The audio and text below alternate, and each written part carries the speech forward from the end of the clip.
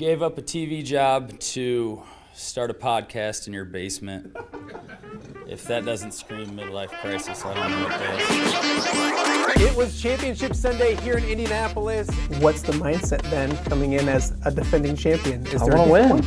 No, I want to win. The young lady over my shoulder, Caitlin Clark. Not the best looking guy. And I don't think anyone's going to sit here and say, Matt Randazzo was really good looking. What has this last month, 2 months, 3 months been like for you? It's an important fan base for the Fighting Illini, is it not? It is. He turned 69 years young last week. He looked good, Coach. Oh, trying. Thank you. Welcome to Off the Air with Matt Randazzo here on a Tuesday in the Quad Cities. Tuesday, December 23rd. Thank you guys so much for joining us. We are 48 hours away from Christmas, 24 hours away from Christmas Eve. Let's face it, Christmas is officially here. Hopefully you guys are ready for the holiday season as well, the Christmas week and then into New Year's and all that kind of stuff.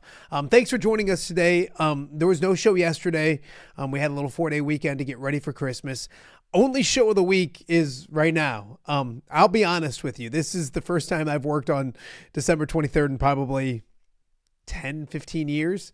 But I'm good with it. I want to get one show in and done this week. A lot to get to. Want to check some boxes and do a few things. So we're going to crowd a bunch of stuff into one show and then get you ready for the Christmas holiday and all of those kind of things as well. But of course, Merry Christmas to everyone out there. If you're watching us live on YouTube, we appreciate that. Thank you for doing that. Up over 1,400 subscribers. So if you have subscribed, thank you. If you have not subscribed, shame on you. What are you doing? Do that ASAP. Tell a friend or 2 or 10. Everybody at their holiday get-togethers. Make sure you let everybody know what we're doing here each and every weekday here in the Quad Cities. Off the Air with Matt Randazzo. It's been a really fulfilling, fun year. We'll talk more about that as we head into the new year. But we're getting close to 1 year of doing this show. January 6th will be our 1-year show.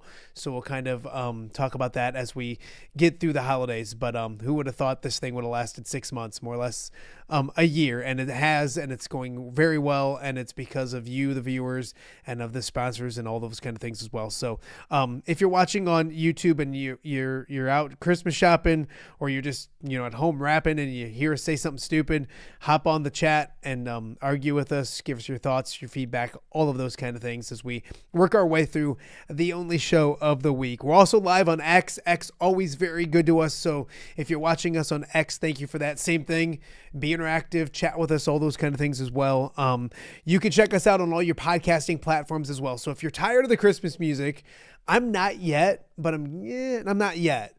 But if you're out and about and you're shopping and or like I said, wrapping presents, which I did until 3 o'clock in the morning last night. If you're one of those people and you need something to keep you awake, maybe this show does it. Maybe it puts you to sleep. But either way, go to anywhere you get your podcast. Put it Off the Air with Matt Randazzo, Podbean, iHeart, Spotify, Apple, anywhere you get your podcast. You type in Off the Air with Matt Randazzo, and you should be able to listen to the show as well. And also, we want to welcome our viewers in Central Iowa. Yesterday, we had a nice look back show for you guys of our live show that we did from Iowa Football Media Day. We are on every evening on the WHO streaming app at 7 p.m. In Central Iowa. So we appreciate that. We've loved it so far. Thank you for the feedback. And we'll keep rocking and rolling and doing that into 2026 as well. As I mentioned, only show of the week.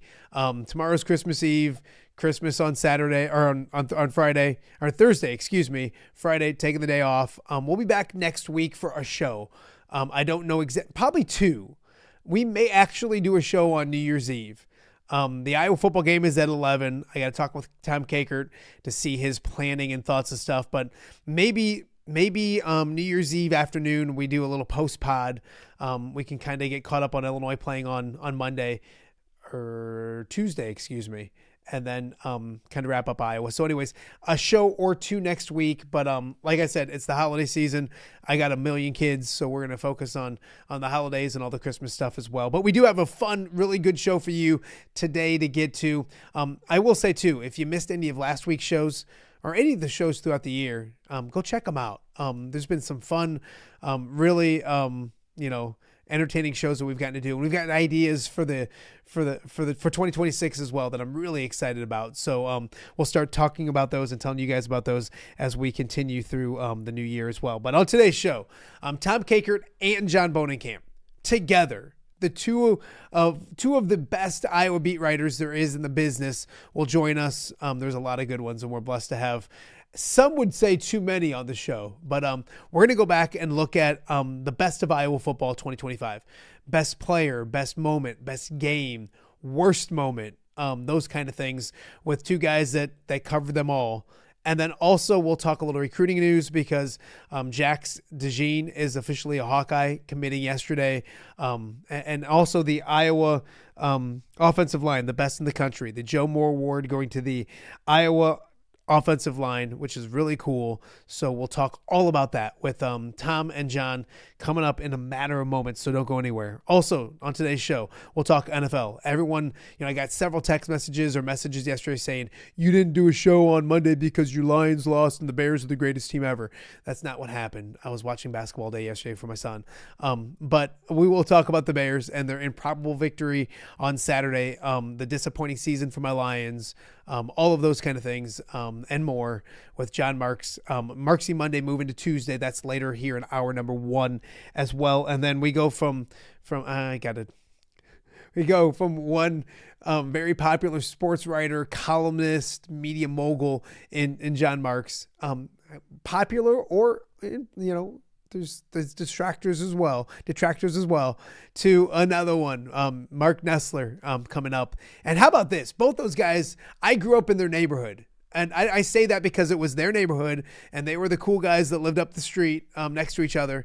And they were the sports writers, and just the fact that I'm doing a show here in 2026 and both of them are on my show back to back is pretty fun.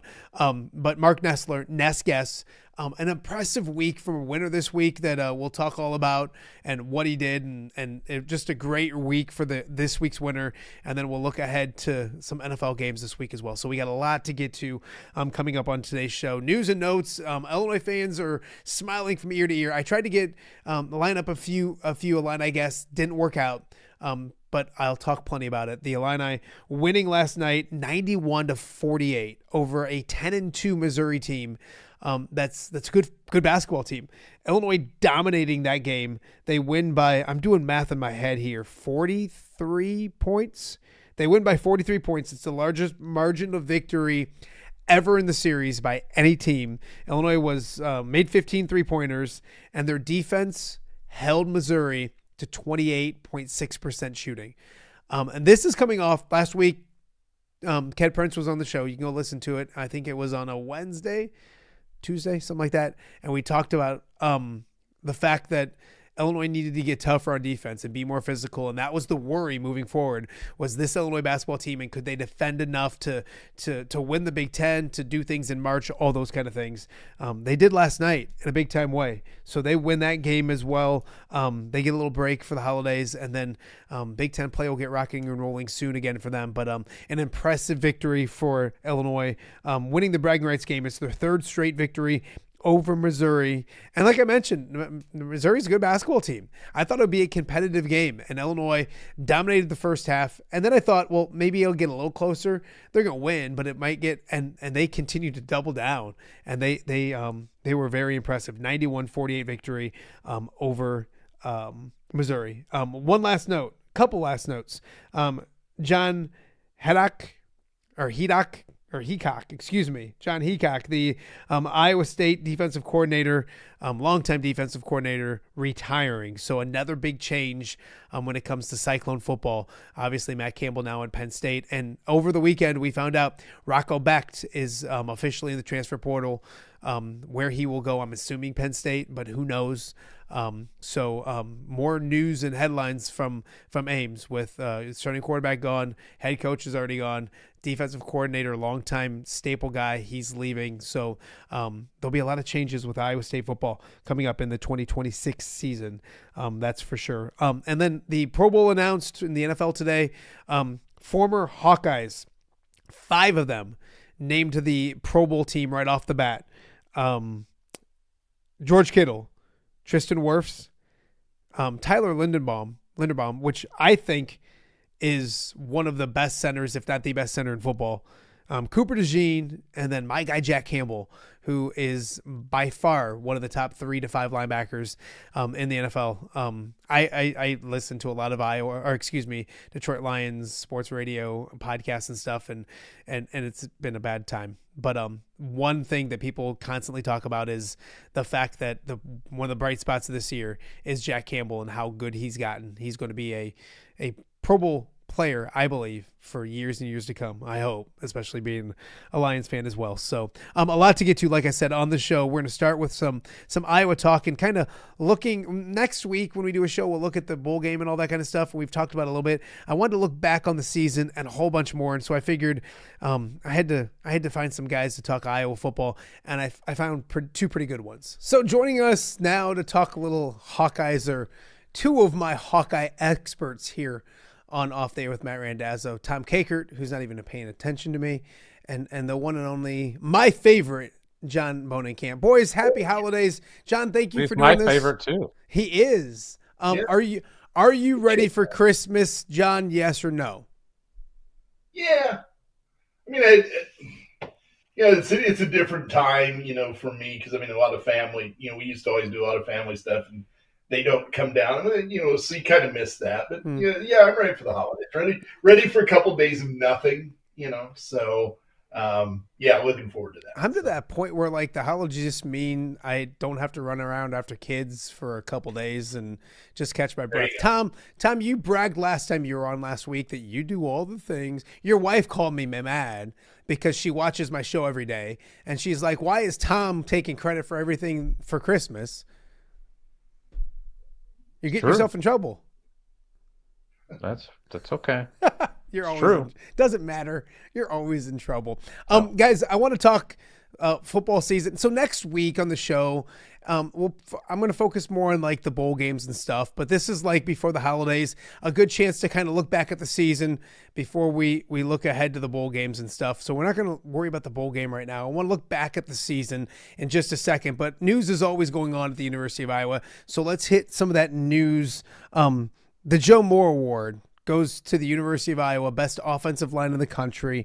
I'll start with you, John, because it's a big award. Iowa wins it. It means a lot. This offensive line has been really good, but it means more, in my opinion, to this program. Your thoughts when you're hearing Iowa getting that big, huge trophy that they get for the Joe Moore Award? No, I think it's it's an award now. They've won twice, and there's certain schools that have won this, and so it more than once. And it's a symbol of what they do up front. They're always good. It's a symbol of the progression of this group over the years. And it's an honor that I think, that I think Kirk Ferentz really appreciates, I think it's a big deal for them. And I think it, in a lot of ways, just like I said, and so I was really glad to see them win it, because that group of linemen have really worked hard over the last couple of years to progress to this point where they're the best offensive line in the country. I completely agree that they're really, and I think with Iowa football, Tom, the offensive line leads the way. It's kind of obvious with this group, but when they're good, that group up front is elite. And I thought this was a really good football team. 8-4 might not say really good football team, but I think they're a really good football team. Your thoughts on the Joe Moore Award, and also obviously that tie when it comes to Coach Ferentz, and I think it's just awesome every time Iowa can take one of these home. Yeah, it's a team award, so that it's a position group award. It's the only one like that in college football. So from that perspective, I think Kirk really appreciates it. And for those who don't know, Joe Moore was Kirk Ferentz's mentor. He was his high school coach, gave him a job as a GA at Pitt after he got out of college, got his start coaching offensive line under Joe Moore, and ends up as a 25-year-old getting hired by Hayden Fry to coach offensive line at the University of Iowa, and the rest, as they say, is history. Joe was his mentor through his entire life, really, next to his father, probably his most important male figure in Kirk's life. So that this award means so much to him. And Joe influenced, you could just tell how much Joe influenced people. Look at Aaron Taylor talking so passionately about Joe Moore today on that video that they had, talking about 52 NFL draft picks that Joe Moore coached. So it's fitting that Iowa wins this award. You look at, the path of Bo Stevens, who was hurt and banged up and struggling, and I think at times probably thinking about giving it up. And now he's an All-American. Logan Jones, who, everybody's wondering, should that guy even continue to be center? His first year, his snaps were slow. His, he wasn't blocking great. Kirk at that time talked about, you can't microwave experience. And that's what this team got, was this group got experience, and the end product is the best offensive line in the country. And frankly, they could have maybe won it last year. And you got two guys, Connor Colby started games for the San Francisco 49ers this year. I think Mason Richmond's played some football for the Seattle Seahawks this year.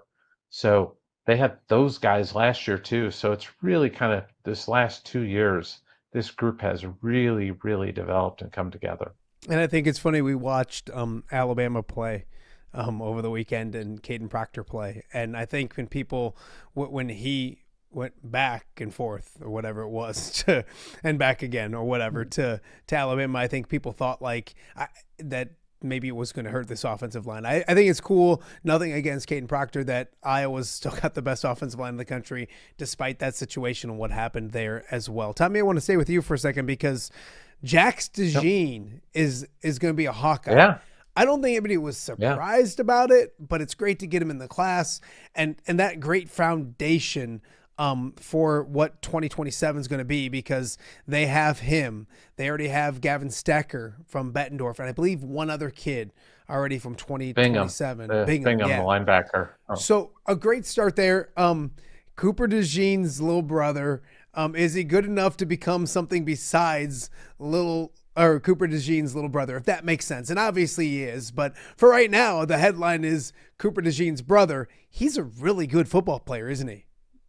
Yeah, he's taller, he's bigger, he's 6'4", so he's got a bigger frame than Coop. I don't know that he's as explosive as Coop, but he's got a chance. He's already been invited to the Navy All-American game, which the Navy took over the Army All-American game, so he's already been invited to that game for next year in 2027. So just another small town kid making good. And I find it interesting that Iowa got the seal kind of got broken on 2027 really shortly after Matt Campbell takes that Penn State job. And I think Campbell was making it a challenge. Maybe, I don't know that Jax DeJean was ever going to go to Iowa State, but he was giving those guys like Gavin Stecker something to think about. And then Campbell's gone. They got no relationship with this new guy. So I think this influenced that dam to kind of break, at least with some of the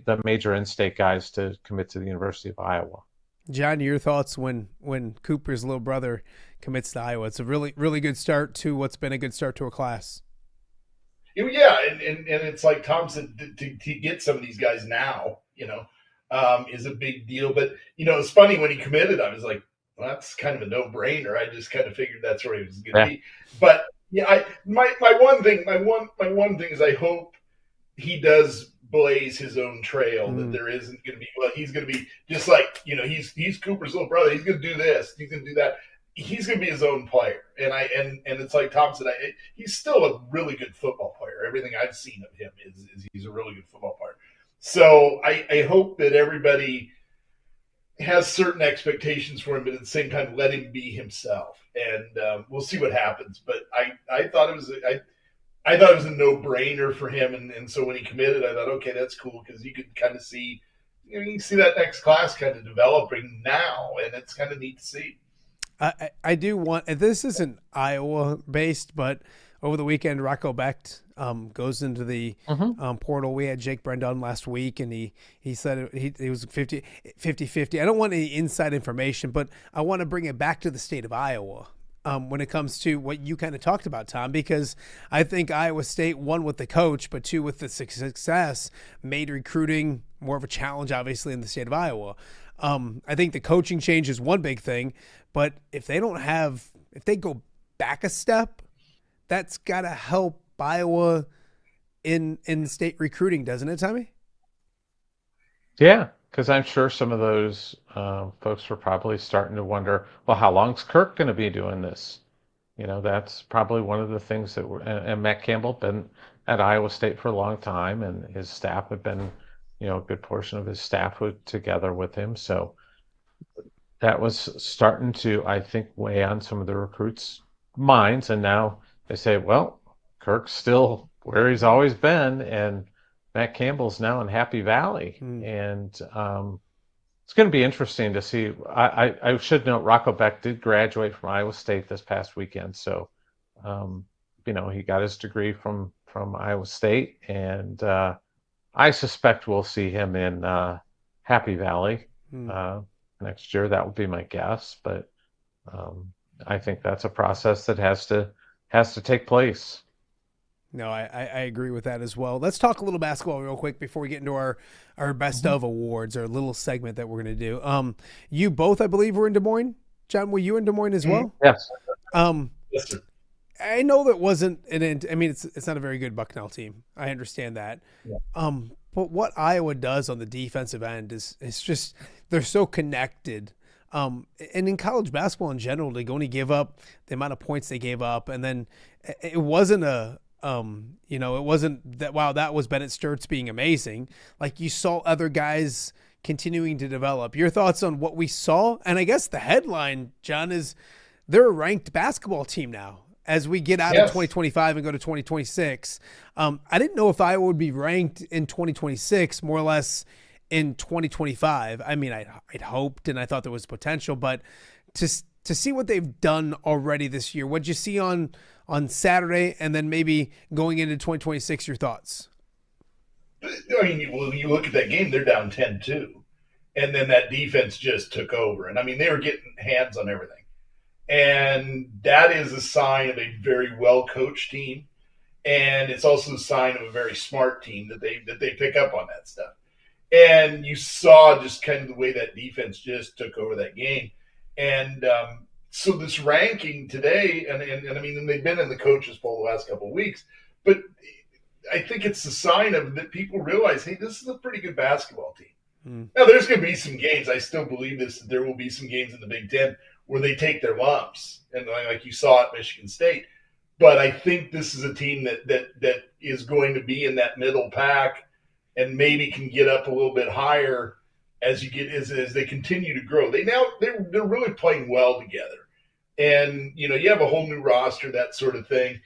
You didn't know how that was going to all come together. It has come together very well, and that's a sign of a well-coached team and a smart team, and I think you saw that on Saturday. Tom, it's funny because our buddy Pete texted me because we talked last time you were on about Tate Sage and the impact he's making. And Pete said he'd seen him play several times. He's his son's age, and he would have never imagined he was making this type of an impact at Iowa so quickly. He's playing well. Other people are playing. One, that's more just Pete being pessimistic and hating the Hawkeyes. But also, I think you're seeing other people step up. Are we more the reason they're ranked isn't because they beat a bad Bucknell team by 53. It's because of what they did in Ames, isn't it? The fact that I think despite that being a loss, that gave them national credibility a little more. Am I wrong? Yeah, and I think people are just taking notice that this is going to be a solid team. We'll learn a lot about them in the month of January. The UCLA game, the go to Purdue and Indiana and places like that. Fran used to always go, it's like they've got 20 monsters, and they've got 18 left of those. But there's some teams in the Big Ten that aren't that great. Rutgers just barely beat Fran McCaffrey. I thought that was funny that split screen that the Big Ten Network had the other night with Iowa and Ben McCollum on one side and there's Franny on the other, and it's just it's where we are. But I like this team. I think they're playing well. I think they've got a chance to finish in the upper half of the Big Ten. Is there kind of a top tier in the Big Ten? Yeah, probably Michigan, Purdue, Michigan State, and then I think Illinois is in that next group, and schools like that. But then there's that middle ground where it's Iowa, Indiana, Ohio State's probably in there. I think there's a bottom level too, and I don't know that Maryland's great. Iowa obviously beat them. Rutgers. We'll see what Chris Collins can do this year with Northwestern. They've, I think can be tricky some nights. Nebraska's been the surprise of the league, I think, so far, just with what they've done, and it's one of the kind of fun things, and Matt, you and I do this probably more than most, because we know two of the gentlemen pretty well, but looking at those box scores for TCU and Creighton and Nebraska and UNLV and Santa Clara and all these different places where all the Hawkeyes matriculated to, just to kind of see how those guys are doing. Can I just as popped in my head, who was the high level recruit that Fran had just signed? Oh gosh, I can't remember the kid's name. He ended up at like South Florida or something. Okay, I've not kept track of him. I was just curious how he was doing, because I think that was the. But we have vested interest in a couple of those guys, so we check all the time. No, I mean with basketball, I think it's super. I would love to see the energy. I think is back more Carver. Hey Tom, by the way, I might be coming. You know what they need? You know what they need to get the fans back? They need a big win, particularly maybe at home. Mm-hmm. That January 3rd game. I think is it's the UCLA 3rd big enough? UCLA. Yeah, that's a national brand. If they go out and they beat UCLA and make it pretty exciting, I think then you'll get the fans back the next game. Well, they got your Illini coming in like a week after that. I'm going to get back to Carver. I might be at Carver twice in the span of 8 days. Do I have any Illini stuff on my desk that I'm sitting in all right, front of? let's move on. No need to. Okay, if you're going to be at Carver, you've got to bring me a Carver cone. I will. I've never had a Carver cone. I've never had one. I'm always working really hard. I can't just sit and watch a game and eat it. Now I can. Now I can, and I will. I don't shy away from this. I used to work my butt off at football games, and this year my work was done an hour before the game. So you guys know it. I was sitting next to you guys eating and probably annoying the crap out of you guys. Although I'm not the most annoying person in the press box, but I will move on. Let's talk best of. I thought it was a great season. So there's a few awards maybe I want to give. Best moment is where I want to start.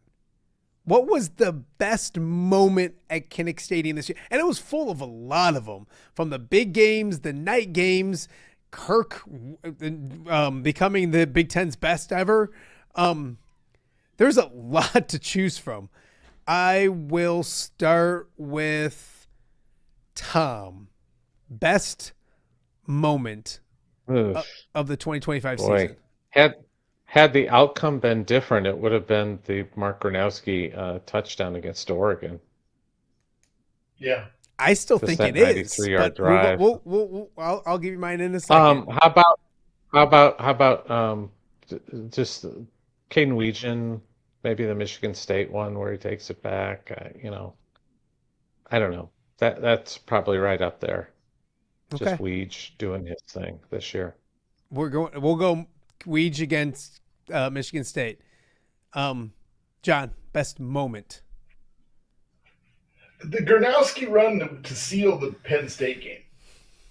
And Yep. and the reason why there's two reasons. Too. One, because that win kind of started them down this last road of the season, and it also pissed off the Penn State athletic director.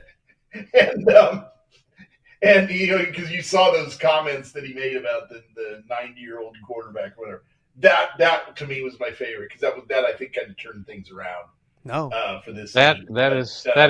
that probably is it. Yeah, that 68-yard run or whatever it was. I mean, my favorite, I think. But so John, are you talking about the run? I'm sorry, John. Are you talking about the run, or to set up the touchdown? Or are you talking about the naked bootleg? Yeah, the one that he had down the left side that sealed the win. That you know, it was his. They did the hook slide. Mm-hmm. Yeah. Yes, he did the hook slide. That was the one, because that sealed the win, and it was one of my favorite moments for whatever reason. And that's going to be the one I'm. But he had such a big game that day, and so I'm going to go with him on that. I'm going to go with that one. So. You're right. I had those two moments in my top 5. Both of those, the run, and I had the run just a little bit ahead of it, because I thought they were done, and I knew they had to do what they did. And I remember, I think, Tom, this is probably too much information, but we were running down from the press box. I believe you stopped to use the little boys' room, I believe, on the way down. And like I just came out of the tunnel when that was going, when it was just finished and Tom was running up going, what just happened? I'm like, I can't, it didn't look like anything. And then all of a sudden it became huge. I had that a little bit ahead. Tom, I'll challenge you. I think the Oregon moment is the best moment. At that moment, that was the best moment of the season. At Kinnick, the weather the way it was, I mean, we were in the press box. That place was shaking. 93-yard drive. Yeah. Fourth down. It was fourth down. I think I get it. It was a no-brainer if they seal the deal and finish it. What about Kirk and talking on the field after becoming, now obviously it was a blowout victory, so I think that probably takes a little bit away it was a half full stands, if that, maybe. Yeah. So, but if against a better team, is that up a little higher? Oh, maybe. I mean, that's just kind of a historical moment more than anything else. I will say this. I know it wasn't one moment. It was 60 minutes. But just the rear end kicking that they handed out to Nebraska at the end of the year. Yeah. And I thought that was, it's not one moment. It's one game.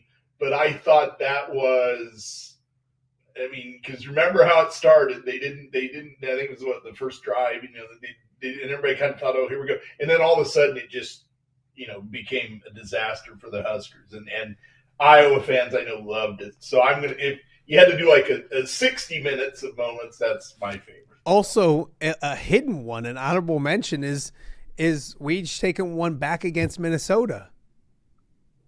Mm-hmm. Yeah. Because that was like the culmination. That was the team that they didn't get the punt return against. And I know it was years ago, but it's not years ago. It always lives. And so, yeah, really some fun moments when it comes to Iowa football. So, Tom, what did you end up going with? You got the hook slide and the Gronowski run. I went with the Gronowski run to set up the touchdown to take the lead. And Tom, what did you end up going with? The Weegan, Michigan State? Yeah, just the Weegan record-setting return, probably. No. Hey, nothing wrong with that one. I still think Oregon is right. I'd probably go what I went, and then Oregon to take the lead, or to tie it, or take the lead. No, took the lead. And then I would go with the Gronowski to seal the deal, would be my top 3. Best game this year. And it's funny how you look at it, because it's the excitement of Penn State, or do you what John just talked about, just sitting back and watching your rivals get their asses kicked, or up in Wisconsin, like go up to Wisconsin and watch on the road to go to that place and kick the crap out of them. Yeah. The Gophers to come into the Kinnick Stadium and to know that at a quarter and 2 minutes into the game, and we were sitting there going, well, you can start right. This one's easy. So we'll go with John first. The game, the best game of the year for the Hawkeyes. Well, first of all, now that I know you can say ass kicking, I'll say the ass kicking against Nebraska. But I'm going to go. I'll just expand it. The ass kicking of all three of the rivals. Yeah. And I mean that is. I mean, if you want to combine it all together, and like I said, I love the Nebraska game, but the other two, as you bring them up, I'm like, they really did. Those three teams that are their rivals, they just kick the crap out of them, and that's what you want to do every year. Yeah, so, I think that's what this season. Everyone will focus on the close losses, and I get it. But like positive wise, they destroyed three rivals, and I think you'd enjoy doing that to one rival or two rivals. To do it to all three. And if they could have won at Iowa State, it would have just made it, for Iowa fans that much better. Yeah. Tom. That'll happen next fall. Yeah. Tom. No, Jimmy Rogers. Anyway, good. He doesn't like Iowa. Yeah. I heard he doesn't like Iowa. I don't know if you guys heard that, but he doesn't like Iowa. Best game, Tommy. Penn State. Yep, that would be mine. I love the butt kickings, but why Penn State, Tommy? Just had some drama to it. Kind of unexpected. It was such a weird week too. Big game James is gone, and just a weird week. And you didn't know that Penn State. You didn't know what to expect from them, and they came and gave a good game and a good accounting themselves, and was highly competitive. And Iowa ends up winning that game, and it just everybody felt good about that win. Yeah, no, I would agree. I'm throwing one in there, and people might not like this one. What was the worst moment of the season? Like you sat there and you went like, oh, and you can go to the. I mean, I got one. I won't. I'm not down. You go. Third down screen pass to Kamari that is behind him, and then Drew Stevens misses a field goal. That's what could have been. That's a really good one. John? That's it. I'm going to say the last drive of the Iowa State game. And the one before they, when they had a chance to get the lead back, and it was 3 and out. And I still think I go back to that because I remember there was it was either that possession or the possession before where Gronowski got hit pretty hard, and it seemed like he got his bell rung a little bit. And you could see it on that last drive that he just wasn't real sharp. Yeah. And so that was, to me, that was when you kind of started to wonder, okay, what's the season going to be like? Is this, can this start to go bad, even though it was early in the year? But that to me was an early moment, which kind of set a tone for that first month is they couldn't get it done against Iowa State. For me, the double deflection in the Iowa State game is right there because you're like, how does that happen? And then mine is, and it didn't really affect the game because I think they won the game, but the blocked 60-yard field goal return for a touchdown against, was it Penn State? Was just like an awful, like, how does that, the fact that Iowa won that game and that happened was pretty impressive because that happened. And then Penn State came back out in the third quarter and obviously took a two-score lead, not two-touchdown lead, but a two-score lead, and Iowa came back and ended up winning. Best player, before I let you guys get out of here. But what I was going to say, that was the game when Kirk said, those guys saved me. The players saved him because of that decision. Yeah. And that was the one you could tell he realized I screwed up. Yeah. And I screwed up really bad, and it could have cost us the game. And I remember that well because he just had that look in his eye and that sound in his voice like those guys saved my ass. Yeah. No. So. And I hate to dwell on the bad guys, but we didn't even talk about you talked about the missed screen against Indiana, but the touchdown was one of those things too where, it was I remember being down there going the opposite way, and I'm like, what just happened? Like, he just went to the house and this thing's over. So what a crazy season, because there are a ton of great moments, and then there's a ton of like just kicks in the, we'll say stomach. We'll go stomach instead of we'll just say stomach. But just the highs and lows. The highs were really high. The lows were really low this season when it comes to Iowa football. Last but not least, best player. This season, if you said Iowa's best player was blank, it could be offense, it could be defense. There's a guy on special teams that was pretty good. It's a hard question to answer. It's like asking what's your favorite kid, which at this point this week I don't have one. But if we'll start with you, John, best player this year. Iowa's MVP is blank. Caden Weegan. And it was the simple fact of every time he touched the ball, you figured something could happen. Yeah. And so I'm going to go with Caden Weegan because I thought he was as good as I've seen there. And it's, that's going to be my star of this year. Mr. Kakert. That was going to be mine too, just because every time there was a punt in the air, I'm at the edge of my seat because I think something might happen. But I'll go differently, and I'll say Logan Jones. Yeah. Consummate leader, consensus, unanimous, All-American, a great story, great human being, just all-time good guy that's going to have a really good NFL career, and he was the foundation of the ascension of this offensive line that won the Joe Moore Award. No, I completely agree. Those are the two. I mean, Gronowski can get some honorable mention because Zach Lutmer can do that as well. Aaron Graves can do that as well. Like there's a lot of different ones that are nice stories, but those are the two that were, All-Americans, and they were to this day.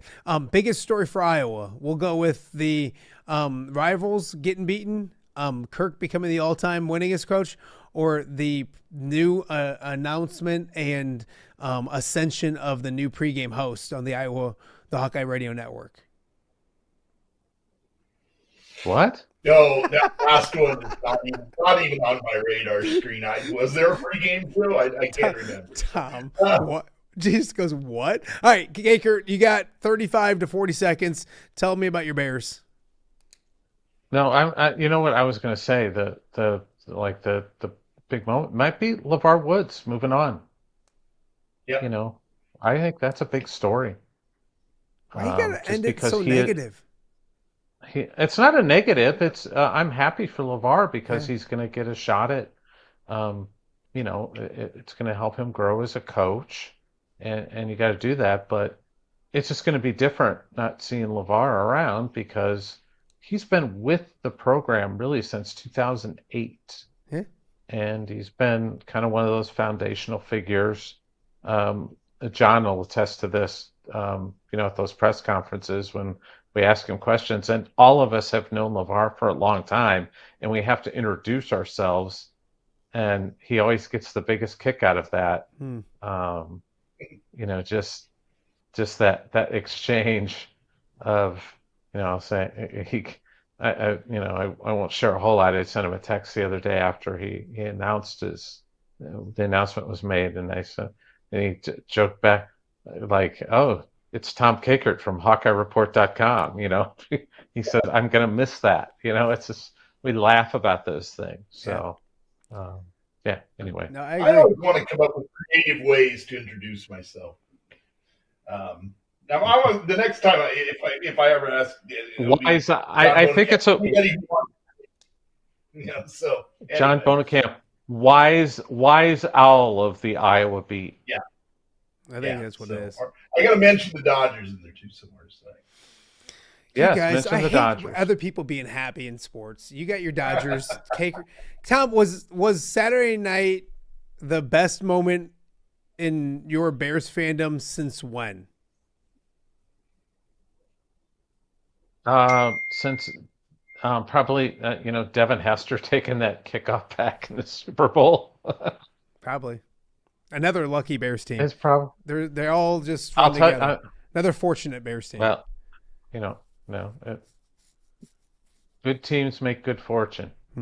That's what it is. There you go. That's what it is. We'll leave it at that. We'll argue about that another time. I got John Marx to argue with here soon.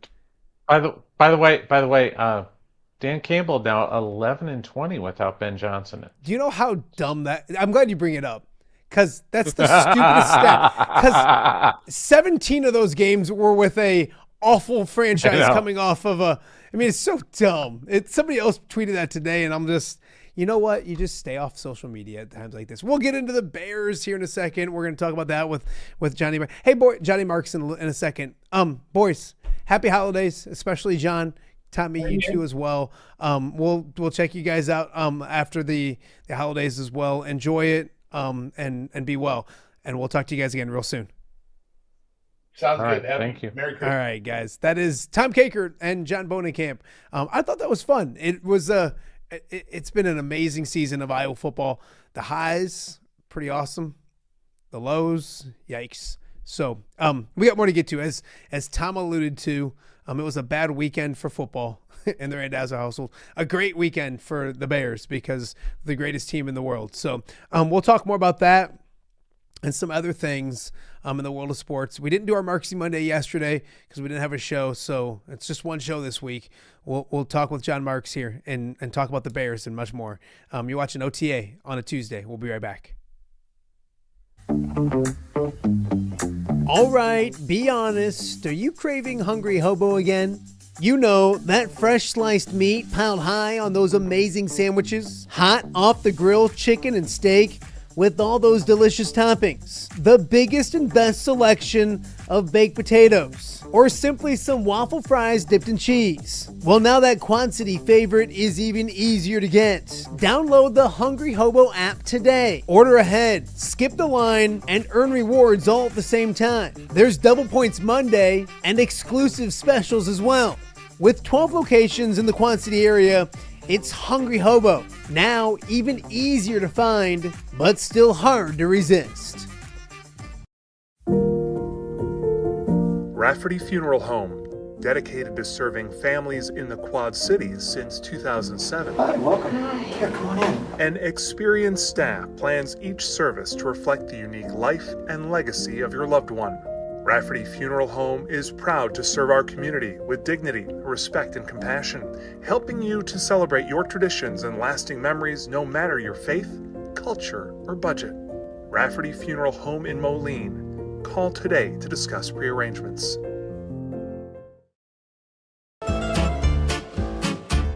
When it comes to quality, convenient pizza, Godfather's Pizza in Silvis has you covered. Featuring a beautiful dine-in area, delivery, and a carry-out window. Godfather's Pizza is that pizza you grew up with, not a convenience store. You see, at Godfather's Pizza, the dough is made fresh daily. That mozzarella cheese is shredded fresh and never frozen. And those toppings are abundantly piled high each and every time. Locally owned and operated since 2010, Godfather's is a huge supporter of local athletes right here in the Quad Cities. So come on by and check them out at 1211 Avenue of the Cities in Silvis. Order online at godfathers.com and reunite with that same delicious pizza you grew up with. Welcome back to Off the Air with Matt Randazzo here on a Tuesday in the Quad Cities. Tuesday and the only show of the week. Hopefully you're ready for Christmas. As we mentioned earlier in the show, 48 hours away. So hopefully you've got your Christmas shopping done. You can enjoy the holidays. This is the show this week. We won't have another show till next week. And we're kind of cramming everything into one day. Those normal weekly segments that we got to get to. And I wish I had a show yesterday, because it was such a trying weekend for me that I needed more therapy than I normally do. And that's saying something, because I probably need more therapy than you would think. So without further ado, it's not Marxy Monday, as I changed his super underneath his name so I get things correctly. It's not Marxy Monday. It is Marxy Tuesday. Is that a thing, Johnny? It's an old guy Tuesday. Old guy Tuesday. I like that. Old guy, yes. Oh, hey, and I am one of those old guys. First and foremost, happy holidays. Are you ready for Christmas? All but one more thing, and yes, again, Jack and I go to you know how it works, Matt. Mass varies anymore, so we go to 4:00 Mass, and then we have again if you grew up in Rock Island, we get Alfano's pizza, and awesome. and you know how clean my son eats, so it's a treat. We go to Mass, we go to Alfano's, we come home, and then Christmas Day we have brunch with my sister out at 1313 Rich People's Lane, and then we go to my mother-in-law who's finally home. She was ill for a while, so it's busy. The best part about it is, and you know this, and you will know even more when they start bracketing off into college. It's just so cool to have them home and to get to hang out and and understand the importance of the time. Yeah, no, that's well said. By the way, that's a fantastic Christmas gift. She recently just came home, your mother-in-law, didn't she? Yes. So that's about 7 months. And amazing people. Amazing people. Your in-laws are as good as they get. So wish them a Merry Christmas for me. I miss both of them, especially that troublemaker father-in-law of yours. So Johnny, well it's a fantastic fun time of year. And that's, I think, a saving grace in our house right now, because there's been better football seasons. And so you can tell the boys, hey, it's okay. Christmas is here this week. Let's forget about that kind of stuff. I want to start with the Bears on Saturday night. You're a Bears fan, and I'm being very careful here because I get it. And I it's amazing when the Bears do something good or the Lions do something bad, my phone just goes crazy. And which is absolutely fine. And I get that. I don't, first off, just the positive. It's that team. If, like, as a Cub fan, it's beating the Cardinals in a big game. It's that kind of thing. So as a Bears fan, what was that like? Because that team normally does that to you, and they got to flip the script this past Saturday night.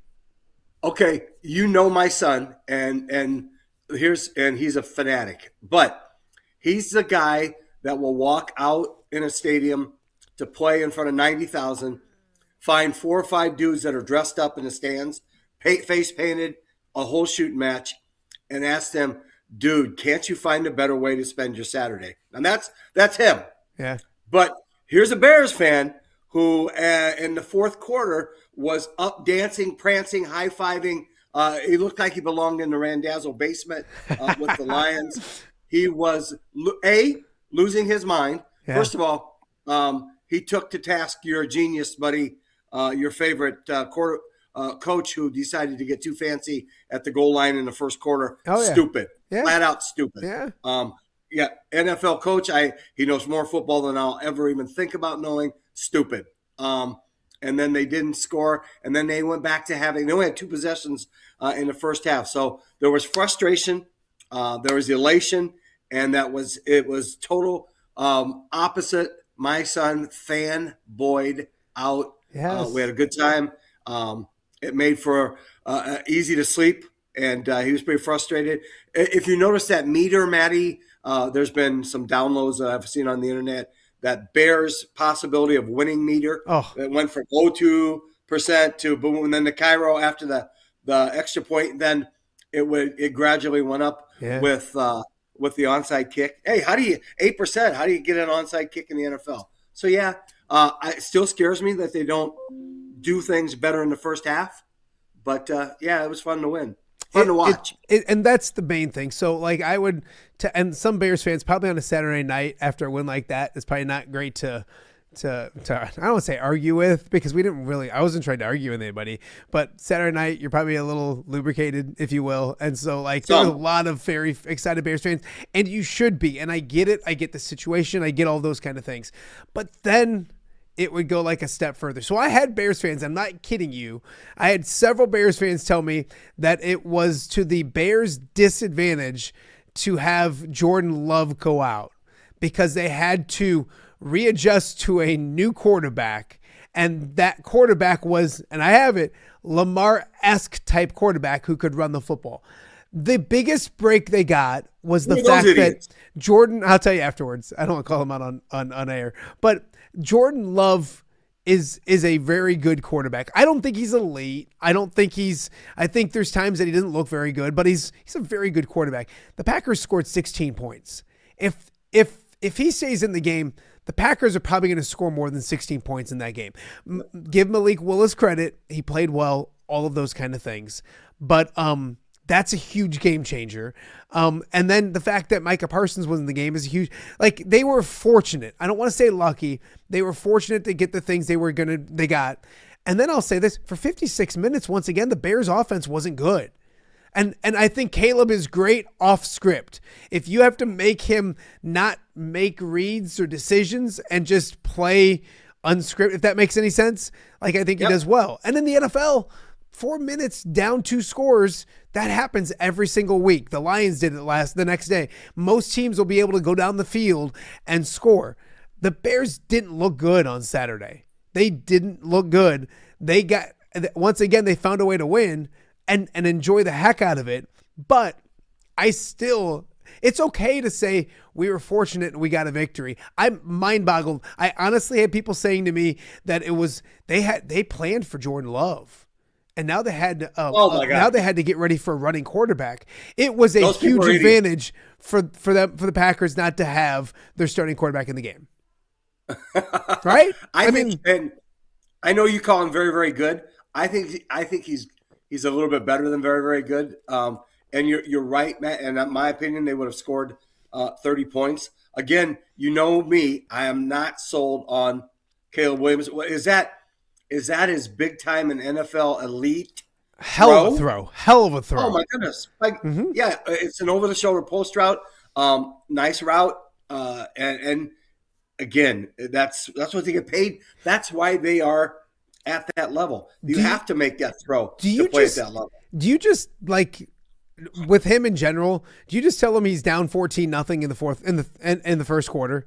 Like, at some point, I think Ben wants a smart quarterback who makes reads, who's accurate, all those kind of things. And I'm not saying that Caleb Williams not that, but like, he's better when he's rolling out and making these off script crazy plays. I don't know what it is, but like, they need that guy in the last 4 minutes in the first 56 minutes of the game at some point. And he wasn't good. He's athletic. He can run. They're really good off boot when they do that. Yeah. They're really good. Like some teams under center. I think they're less dangerous out of the shotgun because then there's something in front of him that he can't try to improvise. Again, you know me, Maddie. I've told you this, and I'll stand by it. I don't think he's elite. He may get there. Again, first year in the new system under an elite offensive play caller, and obviously a pretty good leader of men so far. But I thought they were done. You know, if Malik Willis aside, excuse me, if the Packers just run the football, and then run that read option like they do with him, I know they had the one mistake. I don't think the Bears win. Yeah. They had 2 possessions in the first half, Matt. The fumble in deep and that's what somebody said to me was like, well, the Packers weren't doing anything with Jordan Love, and then Malik Willis came in. No, the Packers did. Like the first drive of the game, they went 50 yards. They went 50 yards and then they turned it over on downs. And then the second drive of the game, they drove inside to the 20 and kicked a short field goal. They got 3 points, and you want more out of that than that, but they were going up and down the field. Back to Caleb. I don't think he's close to elite. I don't think he's bad. I think he's serviceable. I think he's a good quarterback, and he'll continue to. Good. I think he's a top. He's gonna get better. He's not a top 10 quarterback. He's probably a top 15 quarterback. He's probably like middle of the pack, and that's not trying to be mean. It's just you love and he will be like, if you think Bears Nation loved Caleb Williams before, like what that dude did on Saturday. He better get better. If not, the Bears are going to pay for that in future years because that guy just wrote his next contract. That throw right there wrote him a big fat contract coming up in a year or so when they got to extend him. Then you know what I think of their quarterback room. You know who I think the best quarterback in that room is, and it's not Case Keenum. Yeah. And it's not the guy who starts every. I know everybody laughs. Oh, he's just pulling stuff out of his rear end. No, I think Tyson Bagent is an NFL quarterback. Now, Ben Johnson thought enough of him and his skill set to give him a 2-year deal worth what, $8-10 million for a backup? Not bad. Yeah. So that's me. That's me having watched. But remember, he didn't play at an elite level in college, which, again, I'm not throwing that under anybody's bus. Yeah. But I'm not going to be sold on Caleb Williams until a mistake-free, error-free defense has to save you some whatever. You play 4 solid quarters and you put up 21 in the first half and capitalize on every opportunity presented you. And I'm a Bears fan, and everybody can call me an idiot, but I still don't think he's the best guy in the room. Don't worry about it. I'm a Lions fan, and everyone's just calling me a hater, and I understand it. And there's tons of good things the Bears have done, but I'll still say this: this doesn't matter. This does not matter, but it's the third best roster in the division when it comes to talent. But they're just they're playing well, finding ways to win. You can't take that away from them, all those kind of things. And they did it. And it's what did somebody say to me? The Cub fans and Bears fans are the same person. Usually. A lot of them are the same. A lot of people that are Cub fans are Bears fans. But hey, not me. But me neither. I loathe the Chicago Cubs. Me neither. I'm a Cub fan, and I don't like the Bears. But I do get probably 80% of people that are one or probably the other. Yeah.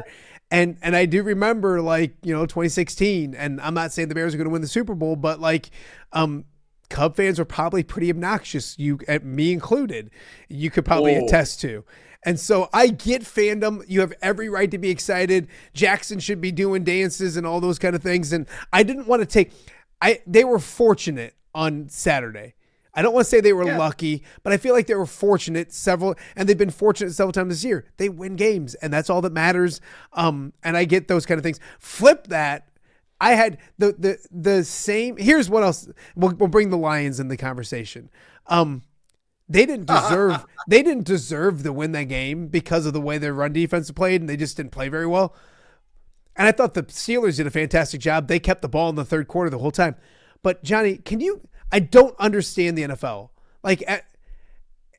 Too often we're just talking about crazy calls or calls that don't make sense or rules that don't make sense.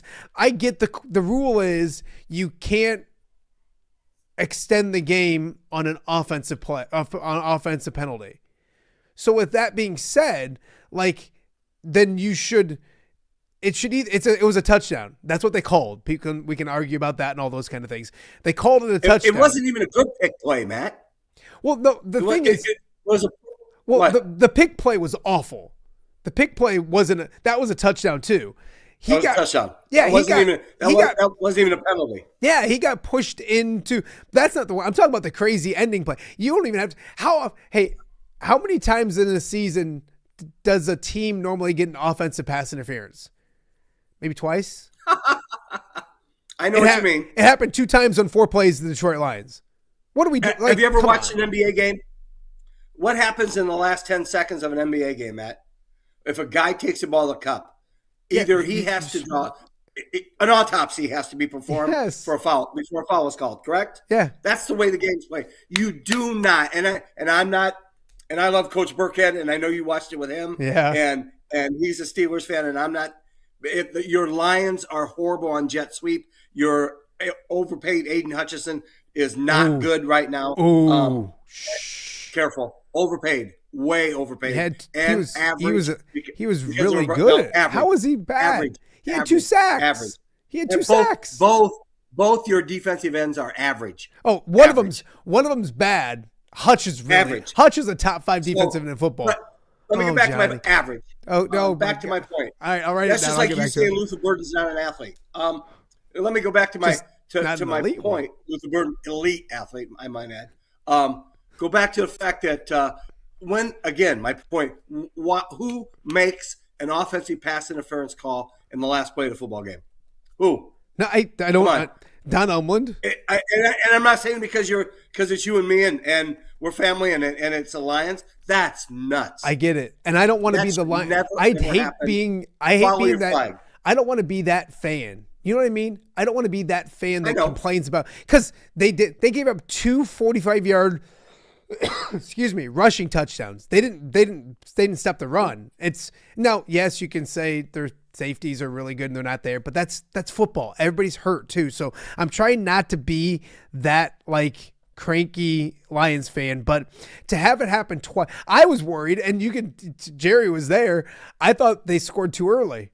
Like the Lions, it was 20 when they scored the touchdown that we thought they had. There was 24 seconds left, and Aaron Rodgers has 2 timeouts in 24 seconds. And in today's NFL, they're going to kick a field goal and win the game. I was like, and then all of a sudden the late flag showed up, but I got to go back just so people do know this. Aiden Hutchinson has 11.5 sacks. He had 2 sacks yesterday. Average. His PFF rankings are out of this world.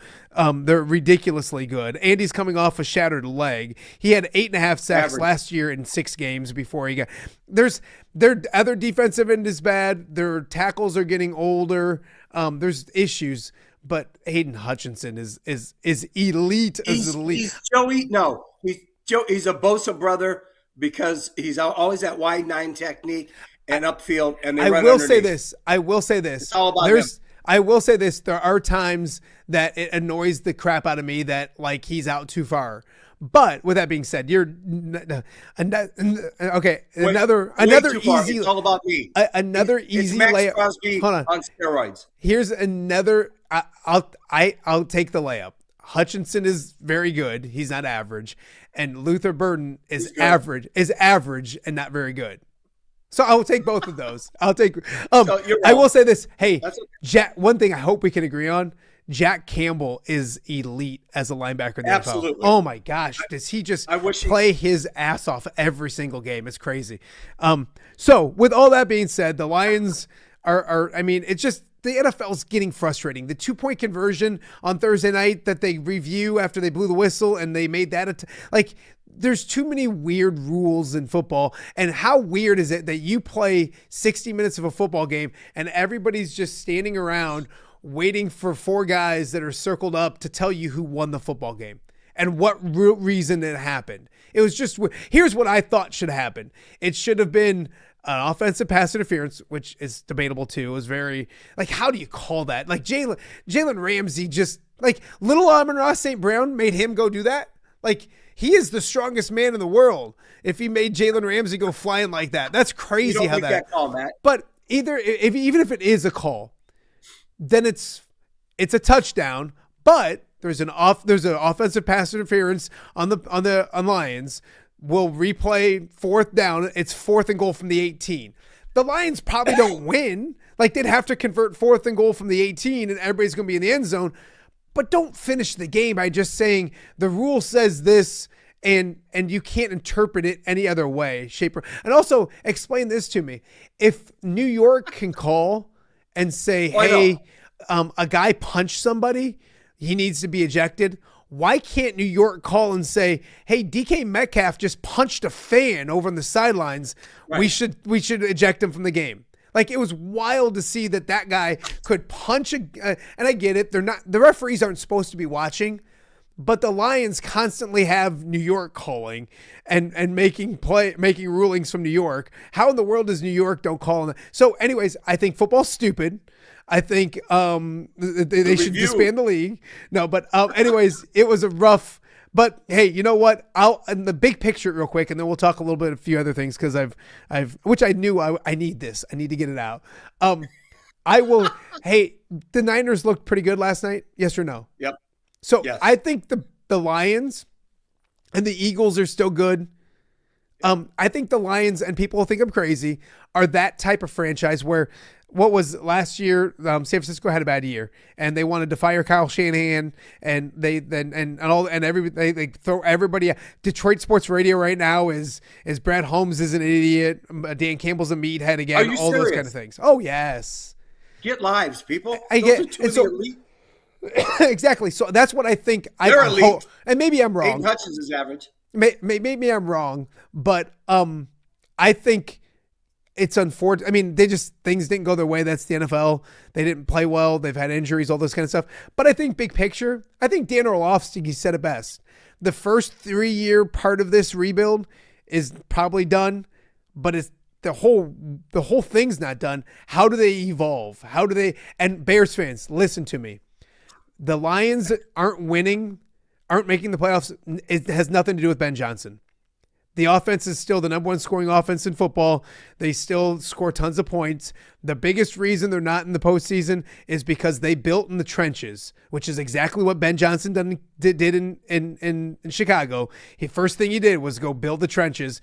The trenches for the Lions, when they lost Frank Ragnow, didn't replace him. When they lost Kevin Zeitler, didn't replace him. And they went. That's the Lions' strength was the trenches and the offensive line. And now it's a weakness. And that's what they can't be an elite running game right now. They can still score points by throwing it, but they can't be an elite running game unless Jameer pops one and goes crazy.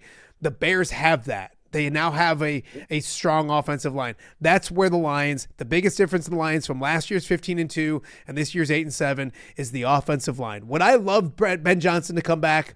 He's a fantastic offensive mind. He's a great coach in Chicago, but the Lions' talent alone is good enough. The offensive line's not good enough right now.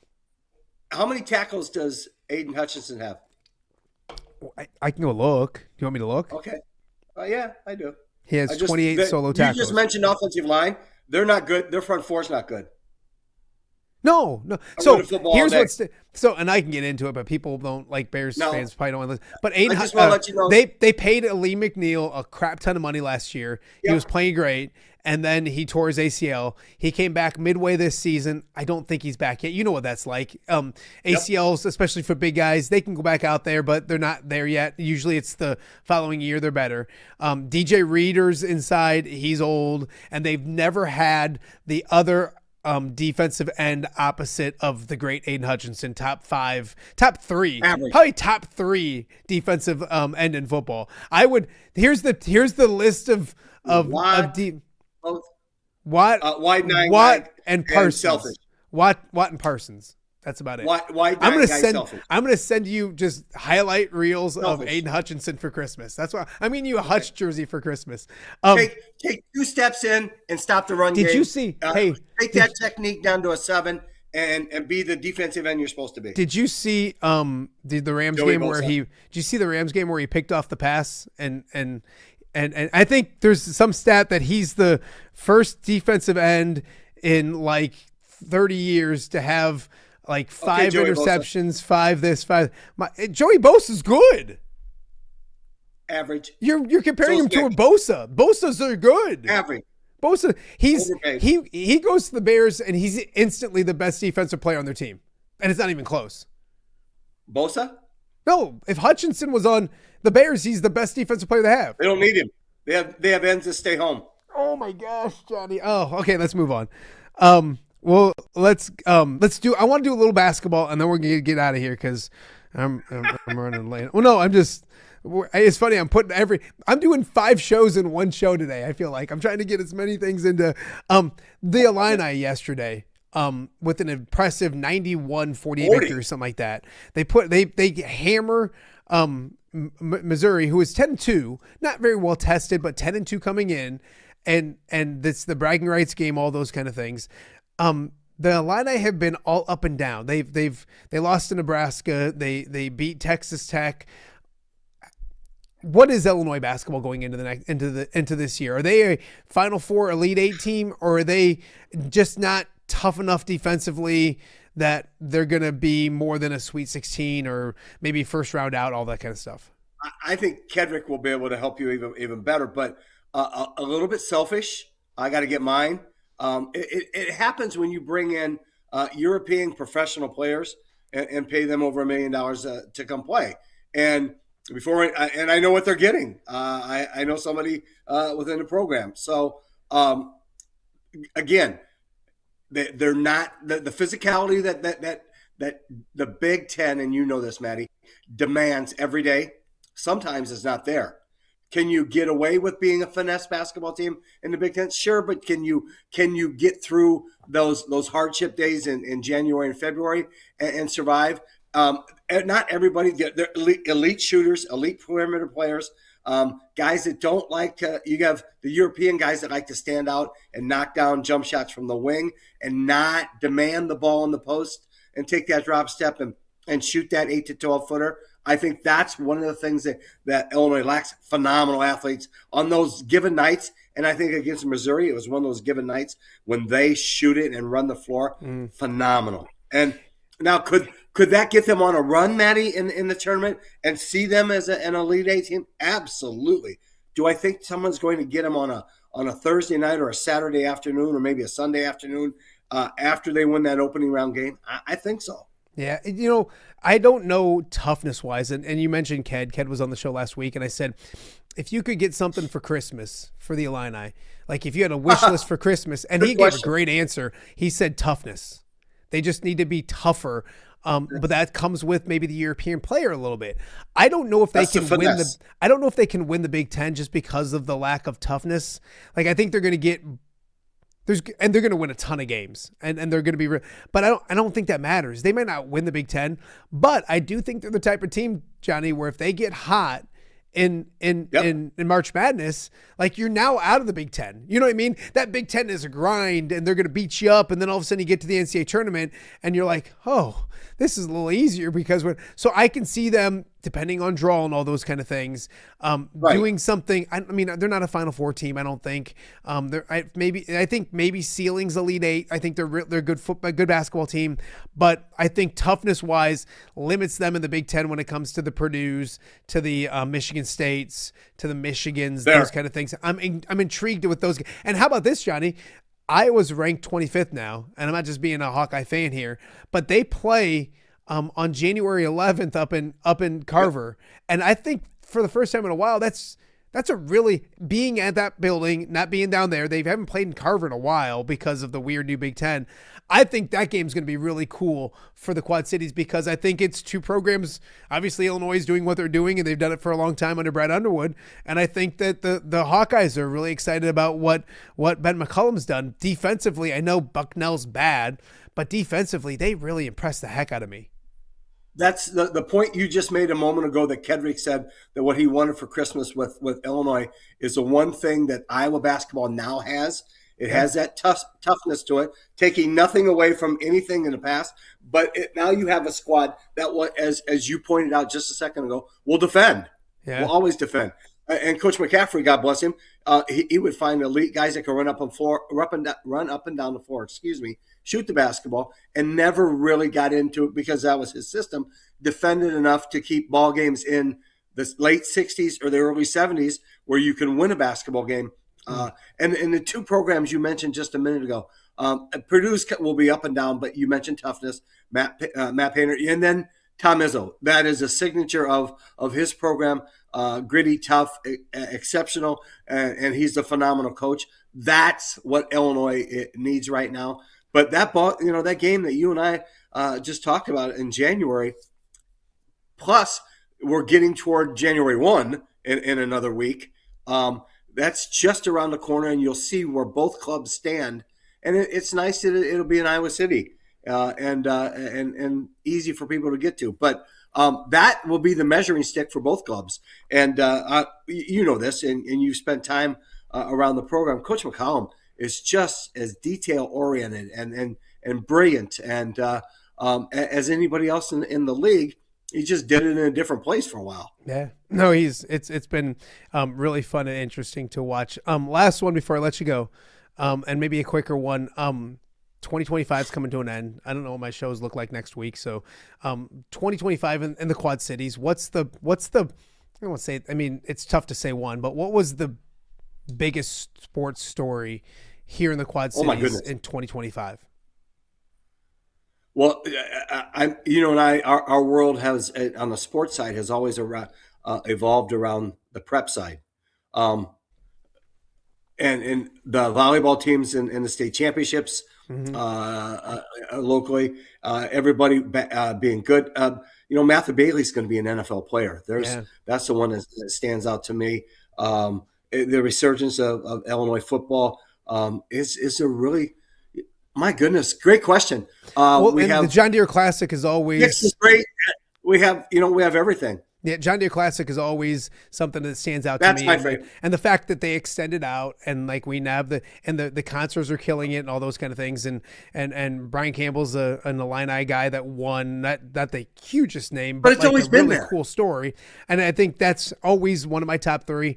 I honestly think what had people talking the most, because I look at numbers all the time on this silly show, what happened with Iowa basketball when it came to firing Fran McCaffrey, hiring Ben McCollum, not just because that was a big change, but also because it affected two of our local guys as well. Right. So all of a sudden we had two guys like Brock Harding and Owen Freeman now in the portal looking to lead. I think talking wise, and I can tell you for sure, numbers wise, those are great weeks. Like anytime any of our programs want to fire somebody and do a coaching search for me, I'd appreciate it because it helps with talking and numbers and all that kind of stuff. But yeah, it's been a fun year in the Quad Cities. You mentioned it with championships and preps. I mean, I can't think of any basketball championships, and football's been down, and on both sides it's been down. And so like, I think softball was good as always. Volleyball on the Iowa side especially was good, really fun stories and everything. But yeah, but I think I'll talk to you before now and then, but if not, have a great new year. Have a Merry Christmas. Enjoy the heck out of that family. Tell everybody I said a hi. I love them, all that kind of stuff. Despite your ignorance about Hutch, I wish you a blessed and Merry Christmas. Hopefully Jackson can talk you some sense into that. That might be my next phone call is to Jackson and have him talk to him about that. Okay, our dear, before you go, our dear late friend Jim Albrecht and Jim Fisher. I know I'm throwing old names out, not Albrecht, who just passed.